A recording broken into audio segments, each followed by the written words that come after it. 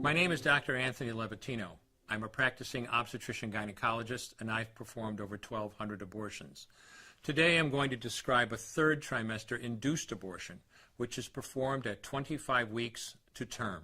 At this point, the baby is almost fully developed and viable, meaning he or she could survive outside the womb if the mother were to go into labor prematurely. Because the baby is so large and developed, this procedure takes 3 or 4 days to complete.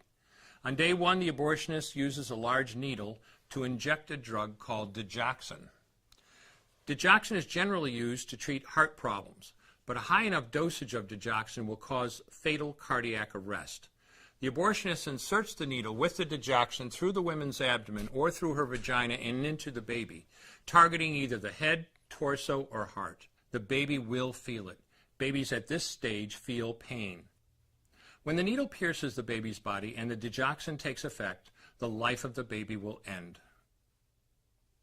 The abortionist then inserts multiple sticks of seaweed called laminaria into the woman's cervix. They will slowly open up the cervix for delivery of a stillborn baby.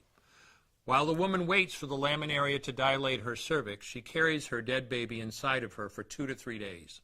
On day 2, the abortionist replaces the laminaria and may perform a second ultrasound to ensure the baby is dead.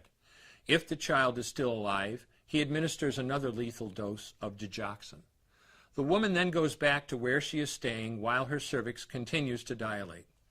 If she goes into labor and is unable to make it to the clinic in time, she will give birth at home or in a hotel. In this case, she may be advised to deliver her baby into a bathroom toilet. The abortionist then comes to remove the baby and clean up. If she can make it to the clinic, she will do so during her severest contractions and deliver her dead son or daughter. If the baby does not come out whole, then the procedure becomes a D&E, a dilation and evacuation, and the abortionist uses clamps and forceps to dismember the baby, piece by piece. Once the placenta and all the body parts have been removed, the abortion is complete. Late-term abortions have a high risk of hemorrhage, lacerations, and uterine perforations, as well as a risk of maternal death.